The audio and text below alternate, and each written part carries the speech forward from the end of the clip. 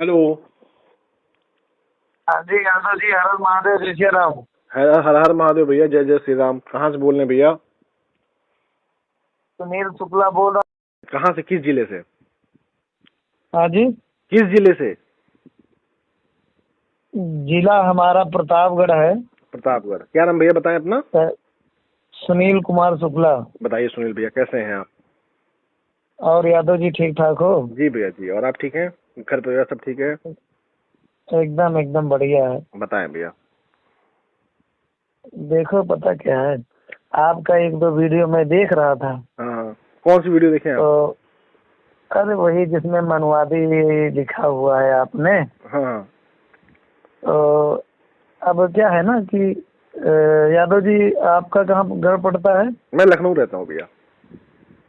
लखनऊ। जी। वैसे रहने वाले कहाँ के हो? लखनऊ ही रहता हूँ। जैसे आपने मुझे पूछा, सुनो, जैसे आपने मुझे पूछा हाँ। तो मैंने आपको बताया प्रतापगढ़ जिला, तहसील कुंडा, थाना मानिकपुर, ग्राम रामपुर गड़ौली। हाँ। और आसपास जाओगे तो राजा मानिक चंद का किला जो है उसकी नींव हमारे पूर्वजों ने रखवाई थी, आज से लगभग 1500-2000 साल के पहले। तो हमने अपना पूरा पूरा इतिहास आपको बता दिया है ना। बहुत बढ़िया। तो ऐसे ही थोड़ा, क्योंकि थोड़ी सी जानकारी हमें भी आपके बारे में हो जाए तो ज्यादा अच्छा रहेगा। हम तो भैया जानते हैं, इसलिए बहुत ज्यादा जानकारी नहीं देते हैं। कि हम इतना बताते हैं कि हम भारत के रहने वाले हैं, हम भारतीय हैं और लखनऊ में हम रहते हैं।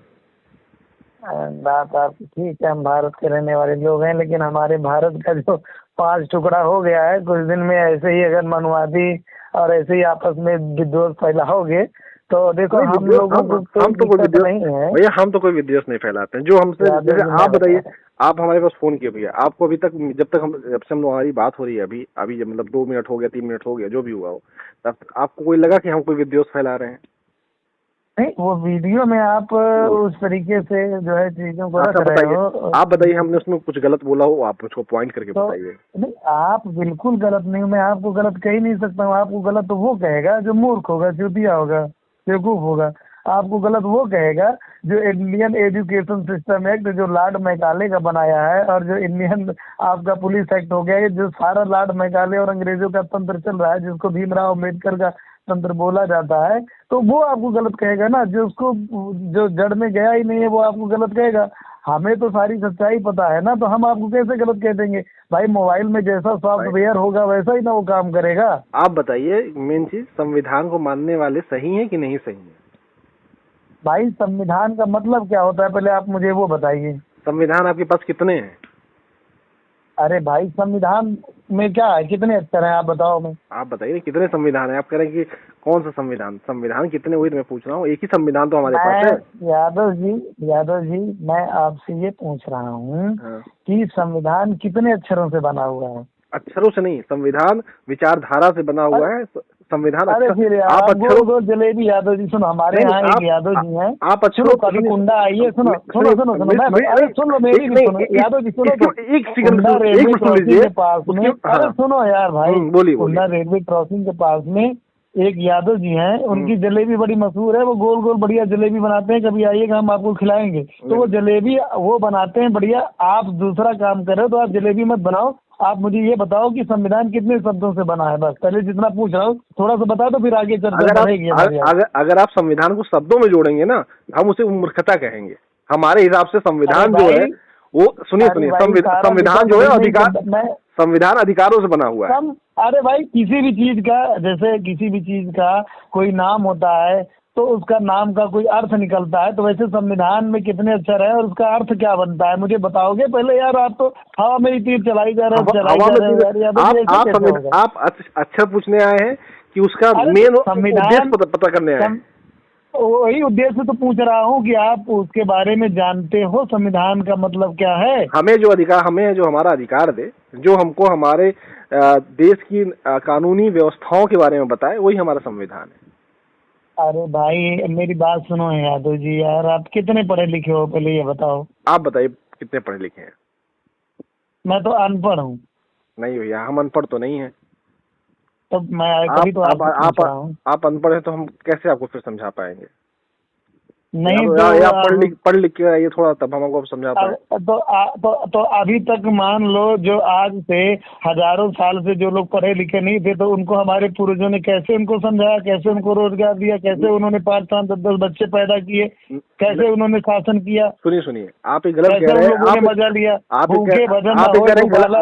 ये कह रहे हैं कि अनपढ़ थे, तो अनपढ़ नहीं थे, तो वो उस वक्त की जो शिक्षा नहीं समझा पाएंगे आप। आप मेरी बात, वो अनपढ़ नहीं थे, वो अपने आप को अनपढ़ नहीं कहते थे। मैं अनपढ़ हूँ तो मुझे आप समझा नहीं पाओगे। अरे तो आप कह रहे हो अनपढ़ हूँ तो मुझे आप समझा नहीं पाओगे। आप उस लेवल के पढ़े नहीं, तो कैसे समझा दिया? आप जब पढ़े लिखे नहीं होते, तो आप उस लेवल का कैसे समझाऊंगा? यादव जी, मैं आपसे इंटरव्यू ले रहा हूँ, आप बताओ। आप कह रहे हो मैं अनपढ़ हूँ तो आप मुझे समझा नहीं पाओगे। तो हमारे पूर्वजों ने उनको समझाया भी, उनको खिलाया भी, पिलाया भी, और 10 बच्चे भी उन्होंने पैदा किए। किसको समझाया? 10 बच्चे पैदा किए थे। तो जानवर भी बच्चे पैदा करते हैं, तो जानवर को क्या कहेंगे आप?